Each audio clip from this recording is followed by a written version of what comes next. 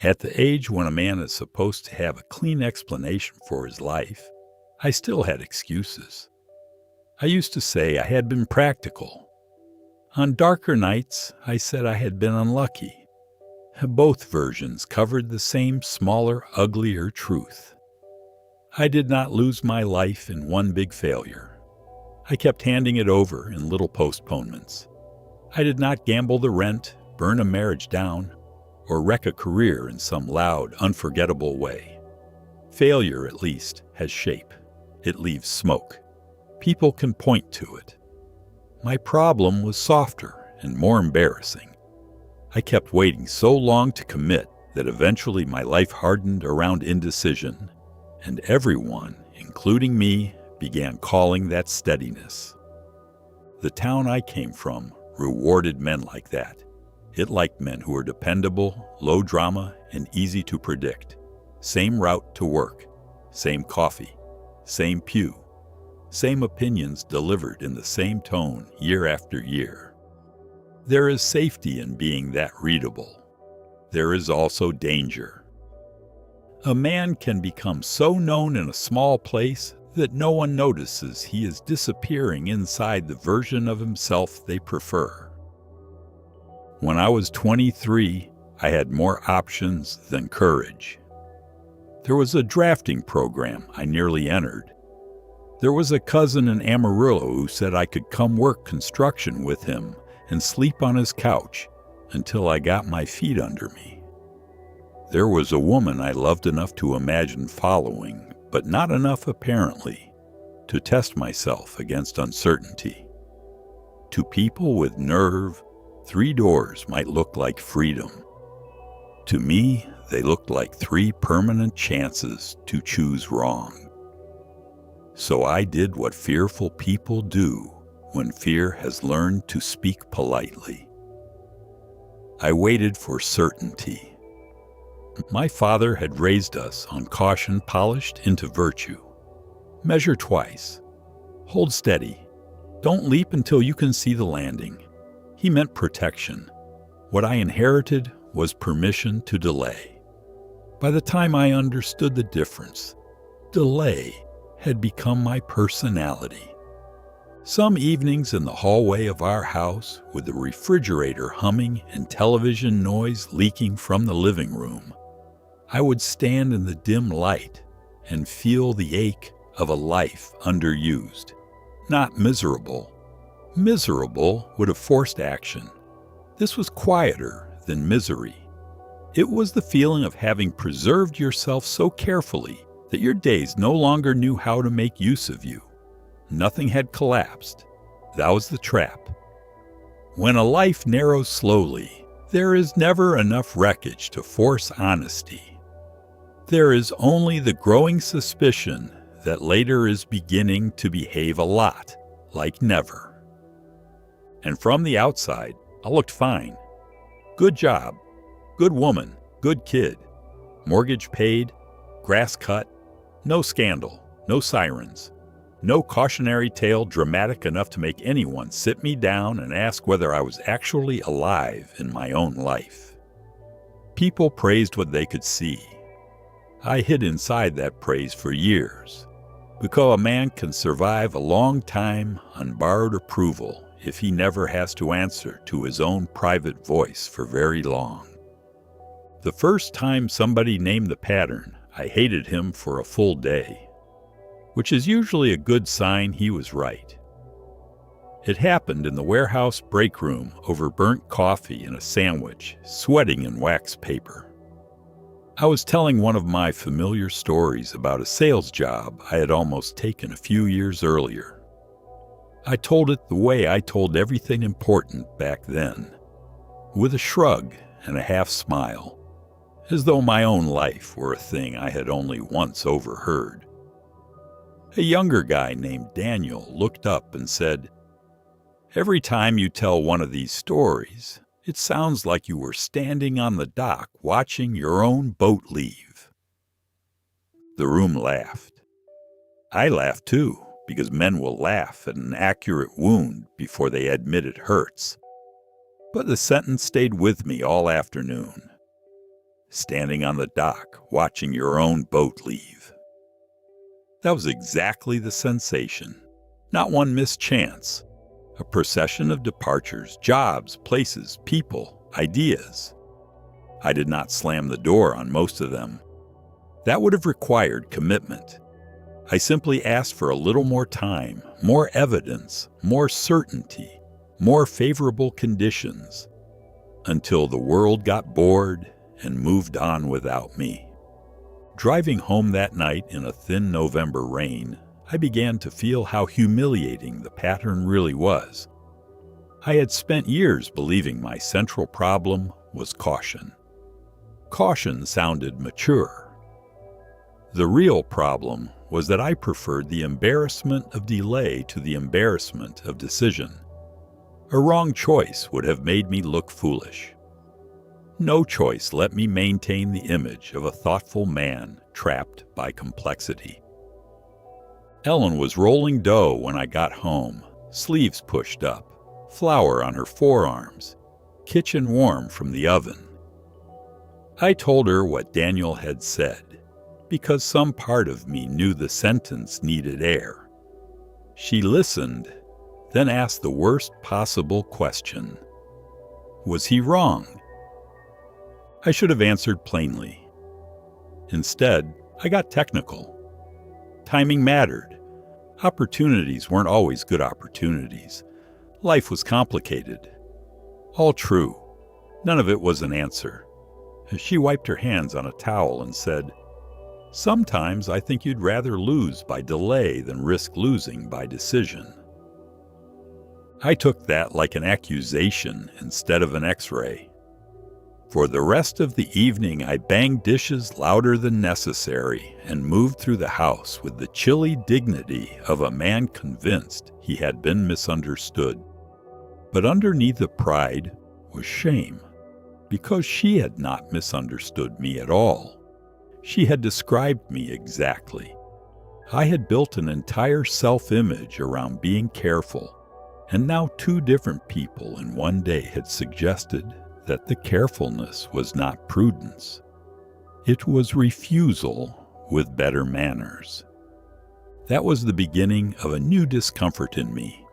Not growth yet, just the inability to tell the old story quite as smoothly as before.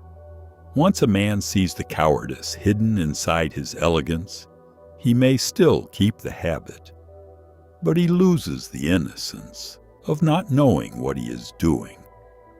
If you want to understand how a life gets lost this way, picture not a cliff, but a waiting room.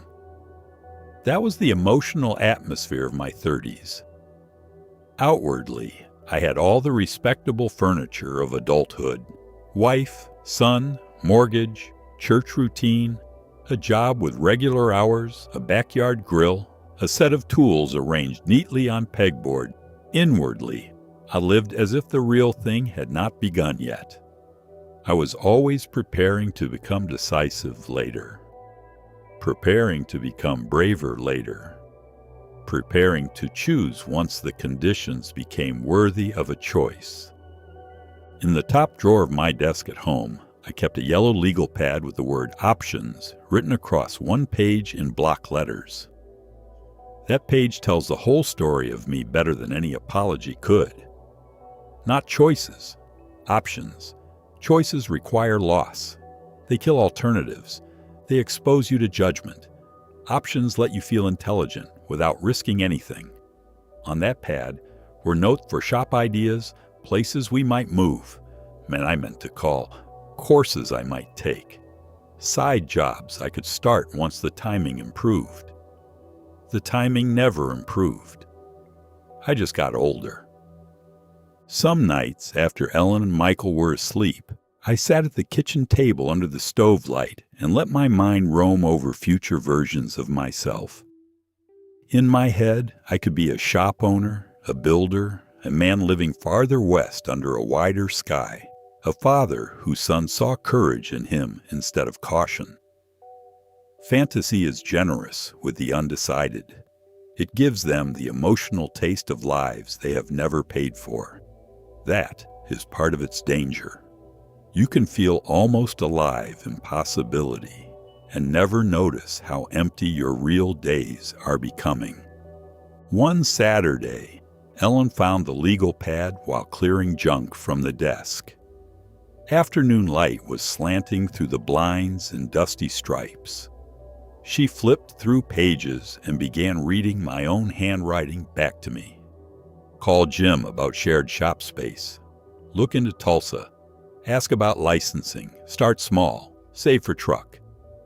Then she asked the question I hated because it made vagueness impossible. Which one do you actually want? I could not answer. Not because I wanted nothing, because wanting one thing more than another would have required me to let the rest die. That is what choosing is. It narrows the field. It admits that every life excludes others. I had spent so long protecting every possible future from cancellation that I never tested any one of them hard enough to discover whether it belonged to me. Trying not to lose had left me unformed. That is an ugly thing for an older man to admit, but there is no cleaner way to say it. I thought I was preserving my freedom by keeping every path theoretically open. In reality, I was keeping myself in permanent rehearsal. A man can spend years warming up for a life he never actually enters. And if he is respectable enough while doing it, most people will call that maturity. My son saw through me earlier than I saw through myself. That is one of the harder gifts a child can give his father. Michael was 19 when he came home with a brochure for a conservation program in Idaho. Trail work, field training, rough housing, uncertain pay, long days outdoors. He laid it on the kitchen table with the sort of calm excitement that made me nervous, because I recognized in him a willingness to move that I had punished out of myself years earlier. The table still smelled of lemon cleaner. Grocery bags were by the back door. One of his boots sat in the hall where he had kicked it off. Everything looked ordinary, but I remember the room changing the minute that brochure touched the table. He asked what I thought. I answered the way I had always answered anything that mattered too much. I translated anxiety into reason. I asked about money, future jobs, transfer credits, injury risk, whether it made sense to build a stronger base first. Every sentence sounded responsible. Every sentence was really an attempt to recruit him into my religion of postponement. He listened longer than he should have had to. Then he said, "Dad, you talk like life only counts if it comes with a guarantee." Ellen went still at the sink. Water kept running because she had forgotten to shut it off. I felt heat climb my neck. When the truth comes from your own child, it carries a humiliating purity to it. There is no competition, no marital resentment, no co-worker banter to help you dismiss it. There is only the fact that the person watching you most closely has named the weakness you hoped was invisible. He went anyway, and thank God he did. That summer he sent pictures of mountain light on ridges, mud on his jeans, smoke from camp stoves, and faces of other young people who looked exhausted and fully present. In every photo, he seemed more inside his own life than I had ever learned to be in mine. When he came back, he talked about everything that had gone wrong. Bad directions, lousy weather, one supervisor everybody hated, gear lost, muscles wrecked by the work. And he sounded more alive describing hardship than I sounded describing most of my smoothest years. That was when regret changed shape for me. Until then, I mostly thought about what indecision had cost me. My own chances, my own self-respect, my own wasted decades. Now I had to face what it had almost done to him. My non-choices had not stayed private. They had entered the house. They had shaped the advice I gave, the tone I used, the horizon I offered my family and tried to pass off as wisdom. I had nearly taught my son that the honorable way to live was to stay parked until certainty arrived.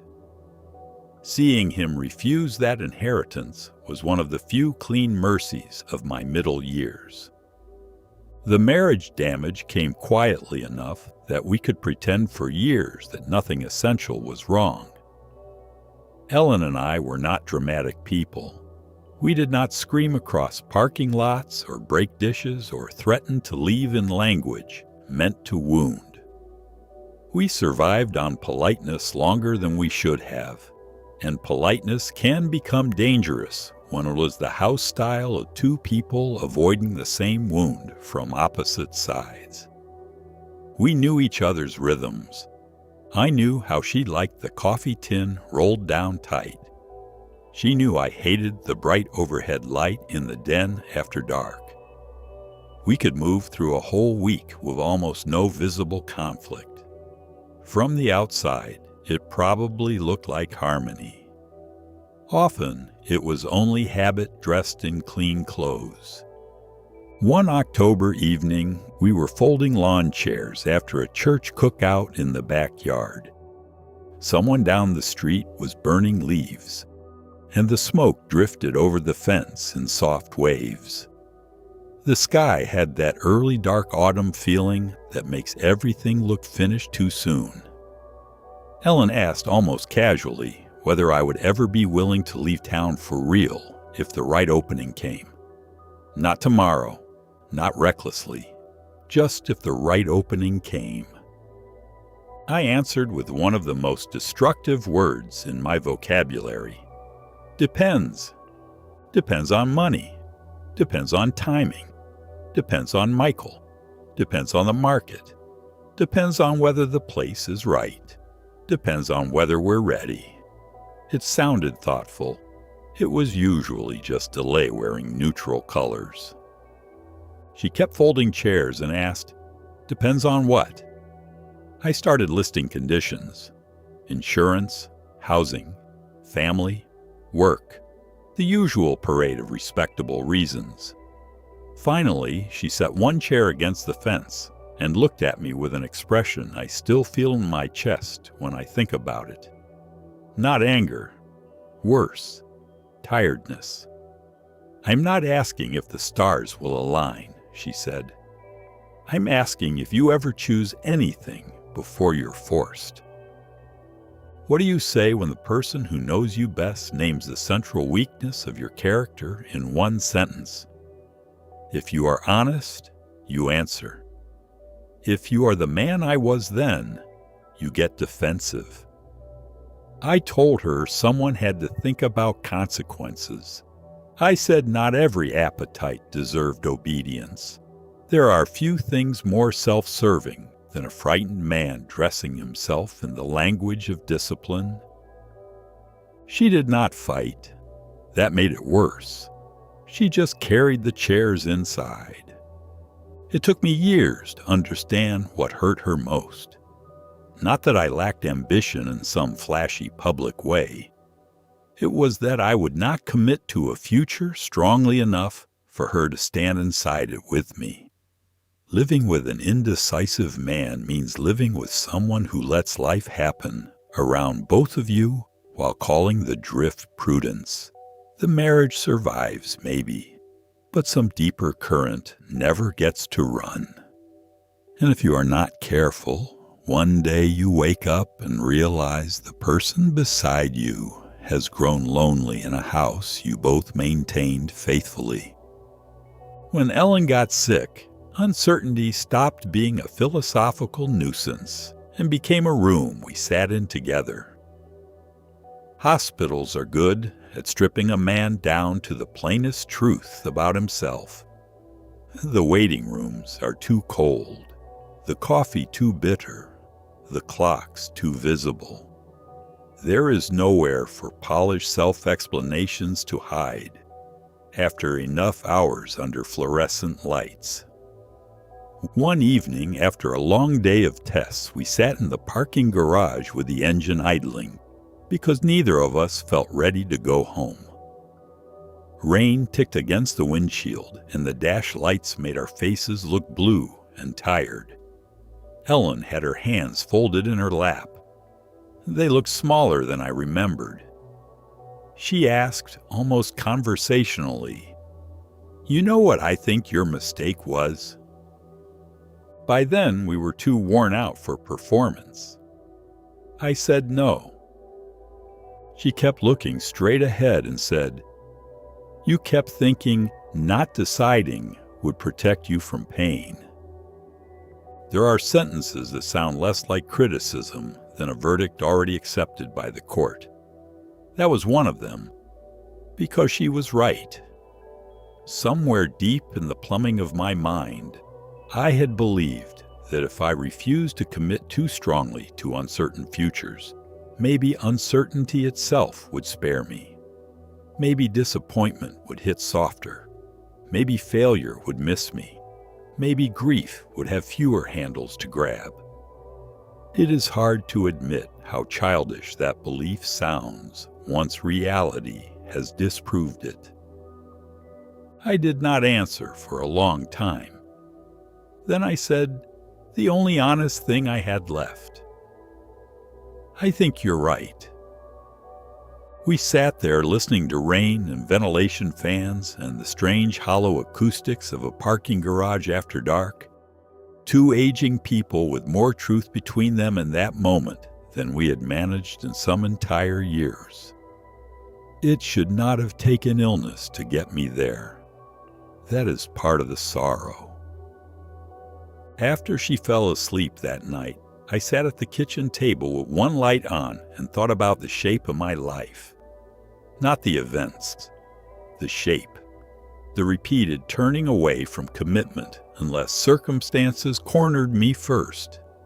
The way I let opportunities expire so I would not have to reject them directly or risk being rejected by them. The way I had trained myself to wait for certainty and then called the waiting maturity. It was all plain then. Pain had arrived anyway. Loss had found me anyway. All my decades of deferral had not purchased immunity from heartbreak. They had only delayed honesty. That realization was brutal. It was also strangely freeing. Because if caution had not protected me from grief, then maybe I could stop treating fear as if it were wisdom. Maybe all those years of postponement had not been noble restraint at all. Maybe they had simply been expensive obedience to a lie. Once I saw that, the old excuses began to sound smaller in my own mouth, like clothes I had outgrown but kept wearing because the fabric was familiar. After Ellen died, the house stopped cooperating with my excuses. Grief is an honest tenant. It does not care what story kept you comfortable before it arrived. The hallway was still dim. Her cardigan still hung behind the bedroom door for weeks because I could not move it. The refrigerator still hummed. The floorboards still complained in the same places. The mailbox still banged shut with the same metal note in the afternoon. But the house had changed its language. It no longer said steady, reliable, managed. It said unfinished. I began finding evidence everywhere of futures we had once circled but never entered. Brochures tucked into cookbooks, notes in Ellen's handwriting beside church announcements for weekend retreats and community classes, a printout for a train route through Colorado. None of it was grand, and that made it hurt worse. Our unlived life had not been built from wild fantasy. It had been built from ordinary chances repeatedly set aside, until they no longer recognized us. Almost a year after the funeral, I drove out past the edge of town and pulled over near an old feed store with no real destination in mind. Winter fields lay flat and colorless on either side of the road. Fence posts leaned at tired angles. A hawk sat on a telephone line as if even it had somewhere clearer to be. I cut the engine and sat there, listening to it tick itself cool. It was in that parked silence that the sentence finally formed, without softening. I didn't fail. I just never chose. There is no comfort in that sentence, but there is accuracy, and accuracy can still save what comfort cannot. Because once I said it plainly, other false stories had to die with it. I could no longer pretend my life had merely happened to me. Circumstances mattered, of course. Money mattered. Family history mattered. Fear mattered most of all. But there had also been doors, real ones, wide enough for a human being to walk through. And again I stayed where I was, because uncertainty offended me more than self-betrayal did. That was my part. Painful, also liberating. In the years since, I have made smaller, truer choices. I took classes I once postponed. I drove farther west than I had any practical reason to drive. I built things with my hands and let them be imperfect. I told my son the truth about the kind of advice he should ignore when it smells too much like caution dressed as care. None of that rewrites the old decades. Regret does not refund. It clarifies. But clarification matters. A man can do something useful with a hard truth even after the years most suited for using it have passed. He can at least stop calling his emptiness wisdom. And once I stopped protecting my old reputation as a careful man, I noticed how much energy the protection had consumed. It takes work to remain undecided elegantly. It takes language, timing, posture, explanations. Letting all that drop did not make me young again. It did make me more honest, which turned out to be the only late-life strength I could still afford in full. Now, when people ask what I regret most, they expect a story with obvious edges. A bad investment, a job I should have taken, a move I was too scared to make. Those are part of it, but they are not the center. The center is more humiliating and more important than that. I regret the habit of withholding myself from life until life met impossible conditions. I regret treating certainty like an entrance requirement instead of a fantasy. I regret the years I spent evaluating rather than inhabiting.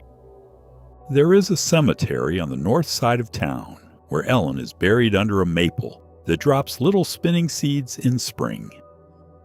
I go there more often than I used to admit. Sometimes I bring flowers. Sometimes I bring nothing and sit in the truck with the windows cracked, listening to wind move through the grass and distant traffic flatten into a soft, constant hush. Places like that strip a man down to scale. You hear things correctly there. Seasons, birds, your own excuses, if any are left. Last fall, I took a folding chair and sat beside her stone longer than usual, while amber light stretched the shadows out over the ground. I told her out loud, because age reduces embarrassment if it gives you enough time, that I finally understood the difference between failing and never choosing. Failure belongs to action. It leaves bruises and debts and stories people shake their heads over. But it also leaves evidence that you entered the contest. Never choosing leaves a cleaner record and a poorer soul. I thought about all the versions of me I had preserved instead of lived. The man who might have moved west. The man who might have started the shop.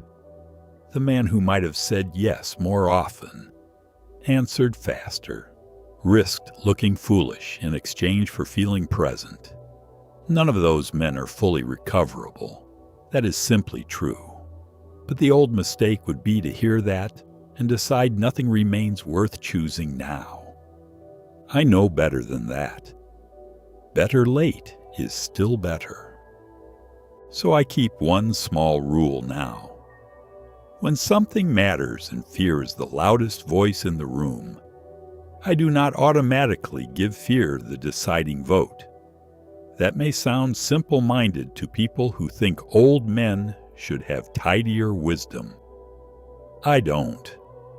I have practical wisdom purchased at an embarrassing price. Life does not usually wait for your confidence. It waits for your willingness.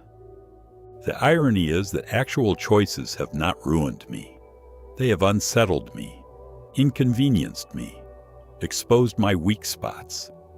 They have also made the days feel inhabited again.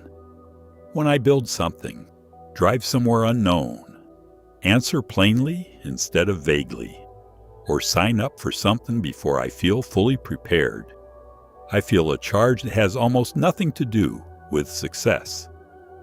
It is the charge of finally being in my own life instead of circling it.